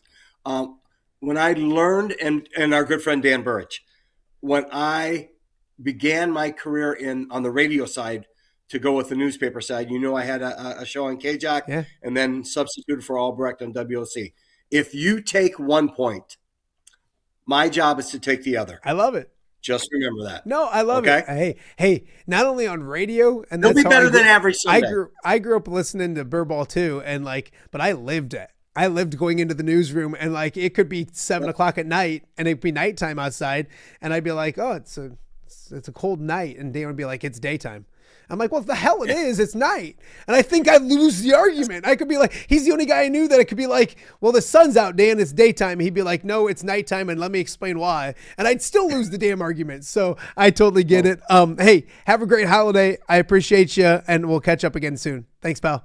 Love you, Pally. All right. That is John Marx doing a little, I think he called it Old Man Tuesday. But not Marxy Monday, a little Marxy Tuesday, to kind of get the football stuff out of my system and all those kind of things as well. So, we got more to get to, here on OTA. Coming up after the break, talking about getting everything in one day. Our weekly Ness Guess segment. Marc Nesseler joins us to talk about, this week's winners, for the Ness Guess. And then, we'll get you set for the upcoming week, preview some football, all that kind of stuff. It's a very busy Tuesday on OTA. We'll be right back. Give me the keys. Learning to drive can be stressful for both the student and, yes, the parent as well. Relax. There's an easy way to avoid the stress. Skiles Driving School in East Moline has been helping new drivers hit the road with confidence for over 20 years. Whether you're a teen earning your first license or an adult looking for behind-the-wheel training, we've got you covered. Their certified instructors are patient, experienced, and use modern vehicles equipped for safety and comfort. From classroom instruction to real-world driving, we make learning safe, affordable, and even fun. Call 309-278-0098 or visit skylesdriving.com. Skiles Driving School. Get in, buckle up, drive your future forward.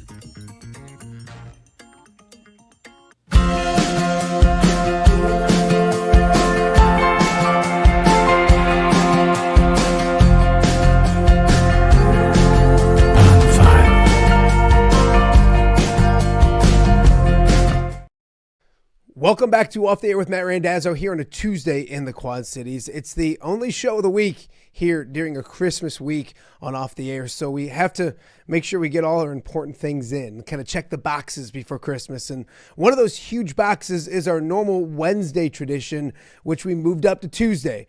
And I'm sure he's going to complain and say we're changing too much and that's why he's going to lose. But he's got such a big lead. It's time for Ness Guess with Marc Nesseler. First and foremost, happy holidays. Thank you for letting us come into your living room. We appreciate that. Same to you. Yeah, welcome to my living room.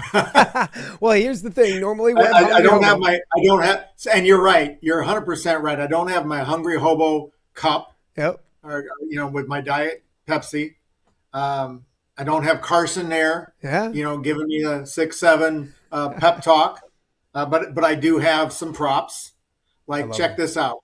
For Carson for Christmas. Oh, look at that. Check that out. That's amazing. That's a Christmas ornament right there. He's going to lose his mind when he sees that. Just hang that right on the tree. He is going to lose his mind. He has something for Ness, too. He's still sleeping. He stayed up way too late last night. So we made him go back to bed. But no, me too. I stayed up wrapping too many Christmas gifts in general. Wow. So, yeah, parents used to do that. Yeah, I can remember my mom and dad. I don't know how they ever did it. They didn't put their tree up until Christmas Eve, like when all the kids were to bed. And we had a real tree. We always had a real tree with all the pine needles and everything and the skirting underneath. Yeah. And that's why, like, I believed in Santa until, like, maybe I was 20. Yeah. No, but I thought, how in the world did my mom and dad ever wrap every present? Obviously, they must have wrapped something and stored it. Well, with 5 kids, you're always looking everywhere to find out where they are. And yeah, you woke up Christmas morning and there it is. Yeah. A tree, presents, ornaments, tinsel, star on the top. Yeah, we used to do the garland. We used to wrap the garland around the tree. Yeah. And that made it. Do you still have a real tree? Are you fake tree? No, we haven't had a real tree. No, I hate I despise the real tree because when Christmas was over, the needles were everywhere in my parents' house. Everywhere. We have the real tree. Really? I got a lot. Like when you get married, you got to make compromises. You know that. And so I feel like Jen made a lot of compromises on, well, one, she settled for me. So that was first and foremost the best compromise she ever did. But then she always did real tree. And so I did not want it. We were fake. And and we go out every year. We still do. And we go find it the day after Christmas, cut it down. It's great. It's a good tradition. But like there's years you can't find a good one. And we're running all around like that one's not big enough, small. You know what looks perfect? The one at Target right now that you can take out of the box is perfect. It's shaped perfect.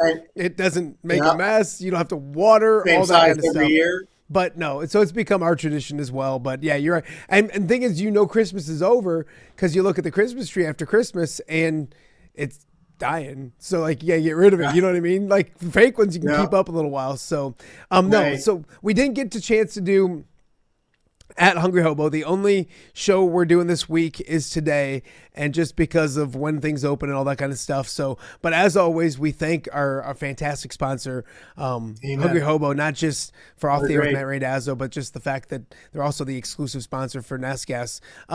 Big picture wise for you versus me, young man, I felt great after Saturday afternoon because I'm like, I got my one. I liked my NFL picks. And you always get that one. You always get that college one. And I know. You got it again. And I thought I had a shot, Texas A&M. Matter of fact, I went into the week thinking I could sweep all 5, and then I'd be up by 14 with 2 weeks to go. But no, and then you got the first one. And then the Bears, oh my, I thought I was down 2-0 after Saturday, and somehow they pulled it off, the onside kick. And then the touchdown throw. Ness, they had like a 0.3% chance of winning. Yeah. They're done. We talked about how I used to be a Bears fan, and I think they're just trying to reel me back in. That went a long way. Like, can you go back? Can you? I don't know. Do you watch The Office? No. Okay, so then you won't get the reference. I won't even go there. But you can't go back and forth. You can't go back and forth, can you? Why not? Did you ever go back to being a Bears fan? Could I? Yeah. I don't know. Have you? I don't know. Have you? I'm not. Have I? Yeah. No, I have not. Not yet. No, not yet. But I'm there. I'm almost there. Oh. I mean, it's been 11 years. Yeah. I mean, and it was all because of my baseball love for Cardinals. Yeah. That's and that's forgiveness. I get you. And you got to have the process. Well, we're back to like trying to figure out in our house. Like I'm trying to explain to kids, like, you know, we were 0-16 in 2007. So like just missing the playoffs. And sometimes the Bears are just so fortunate. I'm not trying to call them lucky. Well, they're just finding ways to win. But they're just so, I mean, even Jordan Love going out was like, man, they already didn't have Micah. And then you lose Jordan Love, and like they didn't look good for 56 minutes, Ness. They looked like a bad football team. No touchdowns, 6 points. Yes. They were 16-6. What and is then 16-6? Caleb was 10 of 22 at one point. And that was Horrible. late. That was late fourth quarter. Horrible. Yeah. And then when he can play off script, he looks a lot better than when he has to play on script and read defenses and all those kind of things. Yeah. But anyways, so they lose that one. Then on Sunday, we hit split. the Falcons. Yeah. I hit the Falcons. Yep. You hit the Panthers. Yep. And the Bucks. Yep. And then you came back and with the Patriots. And that's another one I thought I had. Yeah. The Patriots and who they play? The Ravens. Ravens. Yeah. And then Lamar went out. And I thought, oh my. And then they almost won too, didn't they? Wasn't it down to the wire? Pretty sure it was. Oh, yeah. I fell asleep. Yeah. When Lamar went. And so it comes down to, so we're 2-2. We're 2-2. And Monday night, and you got the Colts and Old Man Rivers. Yeah. And I'm thinking, okay, I'm going to cruise on this one. No, man, that was a great game. Ness, that was a great game. Doesn't it make you think about going back to newspaper when you watch somebody come back to the profession that they dominated? No, and is there such a thing as that anymore? No, I'm okay. I go back to the Bears, but I won't go back. The forgiveness process still isn't done on that one. I enjoy my Quad City Christian kids so much that I think they deserve my full attention. Here's what I tell people, and I've only been out for a year, is that I would go back to TV if it was the way it was 10 years ago or 15 years ago. I'd go relive it. I don't regret anything about what the guy got to do and the experience, but like it's different now, if that makes sense. And I know, if you could go relive those years and go back into a newsroom with Matt Vito and Dan Tomlin and Stevie Tappa, God rest his soul, and Wendland and all those guys, and relive stuff, I'd do it. You'd probably do that in a heartbeat, wouldn't you? Yeah, and we look at just Saturday night with the Genesis shootout. That used to be my life for decades. Decades. I covered, if not every game, almost every game. And my wife says, "Did you know that today was the Genesis shootout?" And I said, "Yeah, I saw it online, but I had no." Yeah. I made it the last couple of years to scout. Oh yeah. For my Quad City Christian basketball team, but this year. I'm taking I'm not the AD anymore, so I can rest, and I let some younger legs worry about all that, and it's great. So yeah, still an awesome event. I was going to go down to it, but then it always is. Yeah, it's fun, and so yeah. No, they do a great job with it as well. Okay, so overall, you gained a game on me. I did. I'm up 10. So you're up 10 with 2 weeks to go. With 2 weeks to go. I just got to start firing as much as possible on crazy picks in order to get back. My question is, how many upsets can you pick in 2 weeks? I don't think it's my chances of beating you are the same chances of the Lions making the playoffs right now, which is like 0.1.5% or something. They have to win 2, and the Packers have to lose 2. Is that what it is? Yep. Yeah. Yep. And the Packers played Ravens. And both of those 2 games, they got a winner on the road. So it's going to be – so that's the way I feel with you. Again, the loser takes a pie in the face or 2 because we let that little – I got to be careful. I can't be mean to him. No, here it is. Yeah. So my guy right there. So we'll line that up for right after the season. So we still have 2 weeks left. Starting this week, before we get to this week, let's look back at our winner last week. And that's, there's some weeks recently where it's like 4 losses and you still won, 5, like that kind of. Dustin Thor went 17-1. And the one game he missed was just a coin flip. I mean, I think that was one of the hardest games was the Jaguars-Broncos, and he took the home team. And it was the Jaguars going on the road and winning. That's impressive. He did so well. They had to go back and look at a timestamp of his entries, because I thought there's no way you would pick some of those upsets that he picked. I mean, you picked some of them, I picked some, but he picked all of them. Yeah, unreal. Okay, Bears, so I do know Thor. He's a good dude. He's a Raiders fan. Is he? And which is surprising. He knows this much about football. My godson's a Raiders fan too. And he's an Illini fan, and I'll leave that one alone. But so congratulations to Dustin Thor. He's your winner this week and all that kind of stuff. We had three people. We had 3 people at 15-3. Yeah. So he killed people. I know Doug Stevens, Josh Hollenbeck, and Brian Roman. And then I was 14-4. You were 13-5. Yeah. We don't have a three-peat of the stockings. You know what? They were down. I meant to message you. I got a text message from Brian, and he said that his mom was watching the episode and just beaming with pride. That's She's awesome. So happy. I still can't believe 1990. Yes. Was when stocking first won, and that's 35 years ago. Did I give you the update on that? I think no. I don't give you the update. He won. He can tell you everything about it. Let me. I love that too. God bless Brian Stocking. Because when he was watching the show, he's like, "This is." He remembered everything. Hold on. I remember him winning. I remember him being really young. Okay. I won prep/college Ness in September of 1990 and pro Ness in October of 1990. So he won back-to-back months in 1990. Yeah. Wow. Mother Stockpile won prep college Ness in September of 1993. Wow. Isn't that amazing? I didn't realize we still included the high school games up until then. Yeah. I know that there was a point where we had high school, college, and pros. And when we first started out, there was like 50 games. Jeff Wendland and I I started it, and then I think we added Jeff. Or maybe Jeff and I started it, and then Jeff went on to something else. But yeah, we had seemed like 50 games. And took up tons of newsprint space. Yeah. But we didn't care. Yeah. Oh, but think about it. If you're ever wondering if people cared about, liked, remember Ness Guess. Oh, yeah. Oh, that's amazing. That the fact that they remember. No, Stocking remembers it. Stockpile remembers everything. But still, that's part of the fact that Oh, I'm sure. So anyways, they're back at it. If I don't get this, and the link will be up early this week. It'll be a smaller week. So I would, and you're the expert.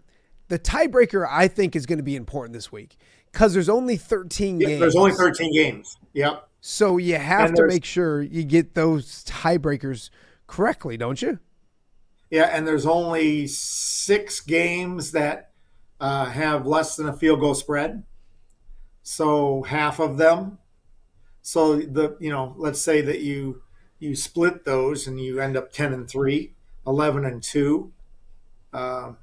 Why are you smiling? Because you're thinking. Because you've already went and looked to see how many big favorites or underdogs I would have to pick in order to catch up with you. Yeah. You know me pretty well.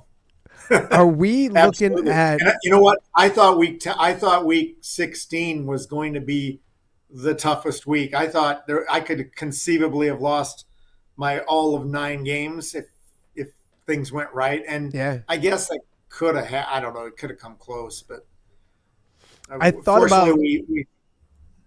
about trying to put the bowl games for Iowa and Illinois on this, but we really can't. When do they play?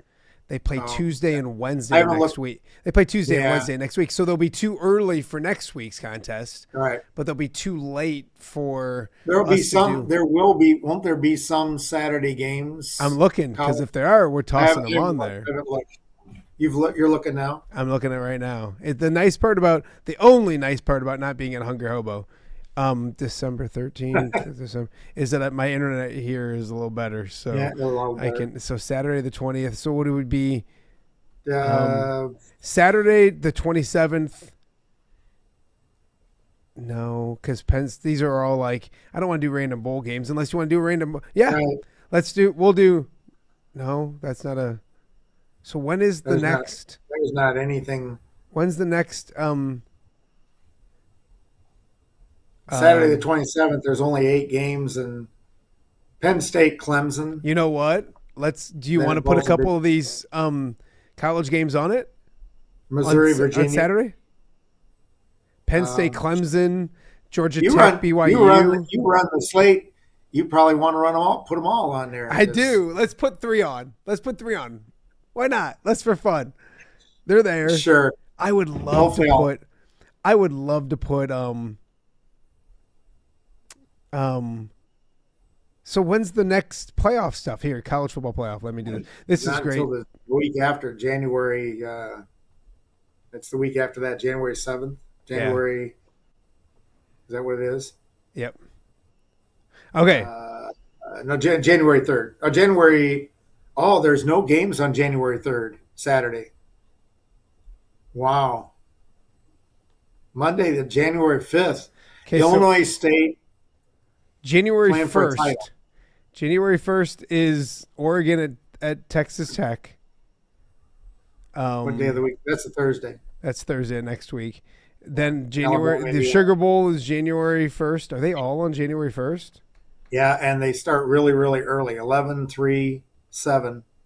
Yeah, January Oregon, 1. Texas Tech, Bama, Indiana, Wow. Mississippi, All right. Georgia. So, Anyway, you got time to think about that. Let's see how close you need to get. hey, we'll be doing We'll be doing spring training games. NIA games or whatever. March. We'll postpone that. Yeah. But we will do one college one to talk about this week, and then we'll do the rest on NFL. Oh, we got one college this week? Well, do you want to do some Saturday games? This week? Yeah. Do you want to do like Penn State? We could toss Penn State. We don't have to. I don't want you thinking you've won, Ness. You've won. Like, you don't have to worry. You're up 10. If you lose up 10 with 2 weeks to go, then you might as well retire, Ness Guess, because that'll never happen. That will never. Yeah. You're. I was just saying maybe we could throw. I'll tell you. Here's the deal. I'm looking at all 8 games on Saturday, December 27th, and I don't know hardly anything about. I'm going to take the favorite. So if you feel that there's an upset brewing among those 8, I would just take 2. I would take Penn State, Clemson. I would do that game, and I would do Georgia Tech, BYU, Clemson. And I would do Georgia Tech, BYU. And I would take Brigham Young. Yeah, because Brigham Young. Yeah, I've taken them before. They've had my back. Yeah. So Clemson, I have no idea. We'll put those two on. We'll put those 2 on, but we're not going to talk about it because we don't even know. There's no reason for us to. So let's get to the Dustin Thor. Man, let's not give him too much guy. credit. He's got a big enough head as is. I don't need to get him too. Well, All right, so let's talk some NFL games this week. We cannot do the Christmas games. So there are 3 games on Christmas. Lions, Vikings, one of them. Dallas, Washington, one of them. Denver, Kansas City. Here's the crazy thing. Yeah, the Lions are still alive for the playoffs, but not really.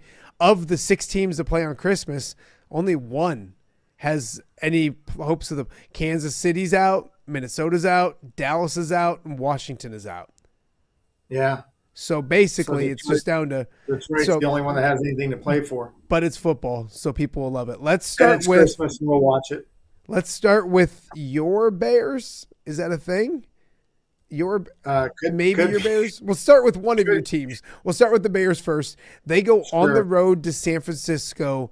The Niners looked really good last night. Things I would be worried about. There is a Monday night letdown where you go on the road. You have that, especially off a win. 2, George Kittle got hurt late in that game. I don't know what they're saying. Yeah, ankle got bad. Didn't come back in. I don't think needed to because they're up 2 touchdowns and it never got really that much closer. So maybe a reason why. And the Bears keep finding ways to win. It's crazy. Well, and the other thing is when Kittle got hurt, that got Jennings more involved in the offense. He didn't have a single catch through almost, I think, at least 3 quarters. And he ended up with like 70 or 80 yards. So I think that's important for the 49ers to utilize him. He's got some speed and he's just got a different receiving game than Kittle does, obviously. I hate to throw all my eggs into a Bears basket.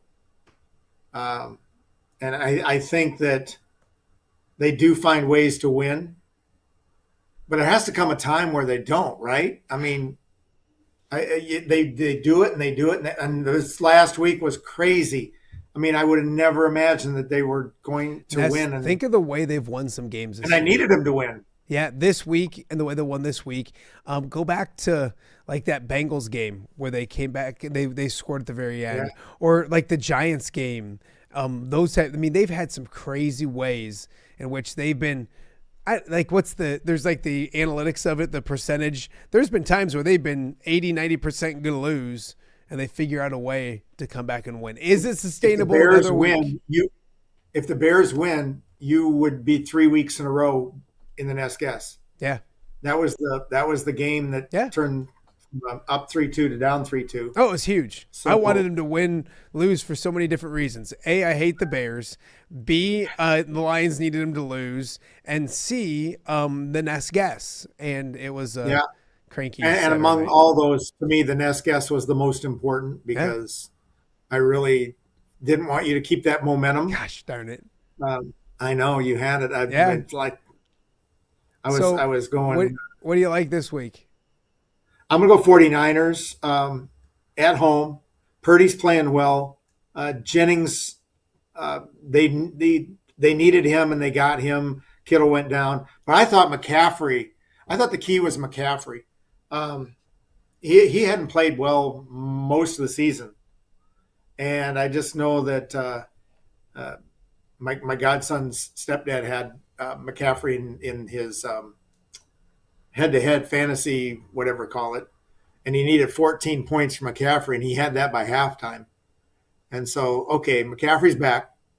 And so I think the 49ers keep that momentum. They have to win. The Bears clinched, right? Yeah, the Bears clinched. They pinched a playoff spot, but they still they're looking for the division. They haven't clinched the division yet. Well, yeah, because the division hosts the first round. Because if the Packers win out and the Bears lose out, then who are the Packers having the last week? You know that. Who are the Packers having? Packers have at the Vikings. Bears played. But the Vikings are so beat up right now. So beat up. Yeah. Yeah. So it is a key. I'll let you have the Miracle Bears. Okay. I'll take 49ers. Bear down, baby. Bear down. Better, best. Whatever they say. Whatever dumb thing they say. You won with the Bears before. Yeah. Yeah. Yeah. So they've been decent with and we both have. So it's like, we're the same. There's my Carson thing right there. Just like reading X, Kittle doesn't think he has a high ankle sprain. So it's a low ankle sprain. He doesn't think it's going to be they're going to test it Tuesday, but they should be fine and he should be back in and all that kind of stuff. So I will take the Bears just because I have to. But you know what? You might as well take the luckiest. My Bears stuff, and we talked about it earlier in the show a little bit, but they every 5 or 6 years they do this. And it's not sustainable, but they do it, they have a nice run, they'll get to the playoffs. I just don't know how. Remember how we talked about what's that person that the Packers can't lose or the Bears can't lose, and we talked about the Packers can't lose Jordan Love. And I said the kicker. Yeah, he was good. Ness, he was great. He was key in that win. He's key. But we said, Micah Parsons and Jordan Love are the people they can't lose, and they lost them. And they lost them. So. Yeah. Well, that's the other thing with Love. Does Love come back against the Ravens? And I'm not concussion, right? Yeah, so he doesn't. Concussion? It's not a choice thing. It's like a protocol thing. Right? They don't. Yeah, they decide. Which is a good segue, Ness, because that's the next game. It is the Ravens at the Packers, and here we are early in the week. We got to make a pick without knowing about Lamar Jackson and about Jordan Love because both will be probably questionable going into the game. Well, I'll read you what I wrote down for my comment, but I still may change. I may let you have first pick. Okay. But I went to an Air Supply song. You know which one? You don't even know who Air Supply is. I've heard of them. Yes, but I don't. Okay. I'm not overly. Air Supply has a song, and it goes, "I'm all out of love, but I'm so lost without you." Well, the first part is the Packers. I'm all out of love. Yeah. But the second part is the Ravens. They are lost without Lamar. Yeah. Oh yeah. So and again, you hit it on the head. If one of those teams gets one and the other one doesn't, they have the edge. Yeah. If they're both out, I think the Packers have the edge because of it's at Green Bay, right? Yeah. Yep. Yeah, I think they have the edge. I don't know. Who do you like? I'll say this: both backup quarterbacks have come in and won games or played well for the Packers and the Ravens. The Ravens' backup quarterback beat the Bears earlier this year, Tyler Huntley. So, Well, and he's what's his name? and Malik Willis played well. Now Huntley, is it Huntley? Huntley, yeah, Tyler Huntley, Yeah, Snoop Huntley, and he's played before too. Yeah. Ness, I actually had Bears fans texting me on Saturday night telling me that the Packers got lucky that Jordan Love got hurt because the Bears had to adjust to a different quarterback on the fly and that they were actually at a disadvantage because they did not prepare for Malik Willis. And one person used the term, he's a Lamar-esque type quarterback. And I said, please don't put Lamar Jackson and Malik Willis's name in the same sentence. So with all that being said, I'm taking, I'll let you, do you want me to go first? I don't know who to take. To be honest, I would be glad to take either one. I mean, I have a very low confidence level Either way. pick, of which if I change it, I move that to the very bottom and make it a 1-point game. Yeah. So I only lose a point, if I miss. And thing is, that might benefit me because the people above me are probably going to pick somebody different at a higher points. Yeah. Either one. They may have confidence. They'll have more confidence in whoever they pick than I will have in this game, I think. I could be wrong. I'll if I have to pick first, which I should have to, I shouldn't just be able to do the opposite. Give me the Packers at home to get back on track and get a win and do all those kind of things. But man, you know what? No. Give me the Ravens. Give me the Ravens. No. Give me the Ravens. The Ravens have the X factor. George. King George. Yeah. Yeah, I mean, he's the best player on the field. No, he's not the King best George. player on You're the thinking field. you're thinking Eddie George. You're thinking Eddie George. Eddie George. Derrick Henry. Derrick Henry. Derrick Henry. That's what I was thinking. The commercial. Same. No, no, you're right. King Henry. Right. King Henry is the commercial. Think they're both really well coached, and I think you'll eventually take the Packers. And I do like the Ravens. They need to win to stay in the playoff hunt and all that kind of stuff. So I think they're more desperate. I'll take the Ravens. I got Ravens. Okay. All right, I got Packers. Okay. All right. I mean, I need that. And I like I said, I would have taken the Ravens and felt very comfortable with it because of Derrick Henry, who I do think is the best player on the field. Let's do one more, and then Sleeping Beauty woke up, so we'll bring him over here in just a second. Carson? Oh yeah. But, I got to show him his. I got to show him his Christmas gift. He's patiently waiting. I want to see his reaction. He's gonna love it. All right, so let's do. What do you think? What's a? There's the toilet bowl. No, how about Philly Buffalo? Philadelphia at Buffalo. Well, the other one's the toilet bowl, which is the Titans and the Saints. Oh, jeez. That's the two worst teams. I don't want to talk about that game. Okay, that's fine. So, but it's funny because those are the two teams I always pick against. Yeah. No matter, I look for and then I pick against them. Can't do that this week. I know, which I'm in a survivor still that I need to do that. No, Eagles and Bills. It's in Buffalo, 3:25 on Sunday. Buffalo's won a couple in a row now, starting to play better. Yeah. Buffalo looks amazing most of the time, and then there's times they just don't look. They struggled a little bit this week against a bad team as well. Bit, yeah. So your thoughts on Eagles Buffalo? Josh Allen didn't have the passing game that I thought he could have had or should have had last week, but I still think that I'm still not 100 on any of the Eagles, any of them. Hurts. Yep. Who led me to a last place finish. Who hurts in my fantasy football? He hurts your football. Your fantasy He football hurts team. me. Like, okay, so it came down. So I got a 1-game lead. There's 12 teams. I'm 11th. I'm playing the 12th place team, and I lost. Oh, so I end up with a tie for 11th, and it's just sad. It was like tears in my eyes. And then Barkley, not the same. Yeah. The receivers aren't like what they were, probably because Hurts isn't finding. Hurts can't even connect to them. Yeah. I mean, I'm watching the Eagles thinking, dudes, you got to have – the playoffs are coming up. You have to play better. Yeah. And it's Christmas, and I know my son will be over later this week. And I want to be able to say to him, I got your bills. I love it. So, I love it. Yeah. So I got it's a family thing. Brett, got you. I love that. I'm going to take the bills. I'm going to take the bills. I honestly am taking the Eagles, and it's not to fade you. I think they get Lane Johnson back, who's their starting left tackle, one of the best in football. Yeah. And then Jalen Carter, their big defensive tackle, who's a big difference maker, has been out the last 2 games. I think he's coming back as well. And like you just mentioned, I'm just waiting for them to flip a switch, and hopefully they flip that switch this week. They can. Yeah, they because they haven't still done have it a yet. great You know roster.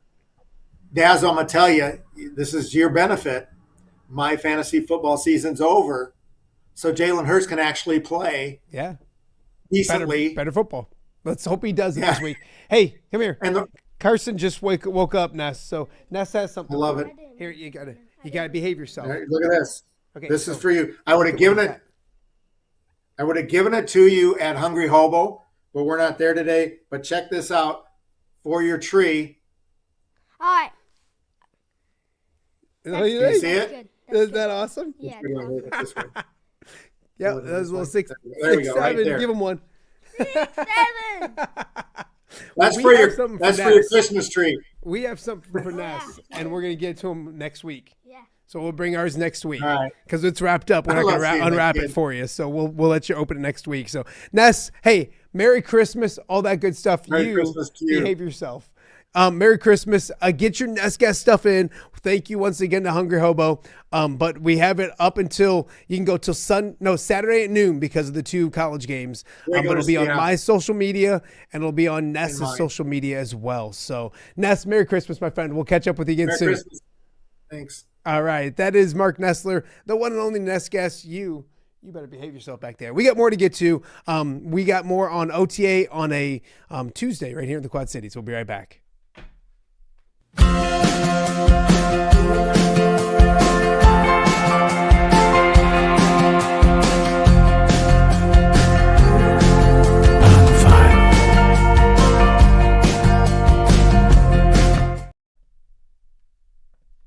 Back on OTA here on a Tuesday in the QC. A fun show. The only show of the week to kind of get you to Christmas. It's December 23rd, if you guys didn't know that. So get your shopping done if you have not. That's what we're going to spend the rest of the day doing. Not shopping, but getting everything ready so we can enjoy the holidays. Hopefully you guys enjoy the holidays. Hopefully you enjoyed the show. Tom Kakert and John Bohnenkamp to start the show off, I should say, talking best of Iowa football. Best moment, worst moment, best game, best player, all that kind of stuff. It was a bunch of fun. Also, John Marx here talking NFL, Bears, Illini basketball, and a whole bunch more. And then the Ness Guess segment. If you head to my social media or Ness's social media, the link is right there. Get signed up. It's free to do. Winner gets some great Hungry Hobo food, which is a beautiful thing each and every week. I want to thank you guys watching today's show. I mean this. Have a great holiday. Have a great Christmas. No show tomorrow, Thursday or Friday. We will be back next week. Looking at Tuesday and maybe Wednesday. Doing shows next week as well. But in the meantime, go back and check out all the shows we've done the last couple weeks, months. We're almost to a year doing this show. I'm really excited, thankful for all of our amazing sponsors that have allowed us to continue to do this. Of course, our great viewers in Central Iowa, and the Nexstar, and all those kind of things. So we appreciate that as well. And mostly we appreciate you guys watching, however you watch. If you're on YouTube, if you're on X, if you're on podcasting platforms, wherever you are, thank you guys for watching Off the Air. Have a great Merry Christmas, and we'll see you guys back here next week.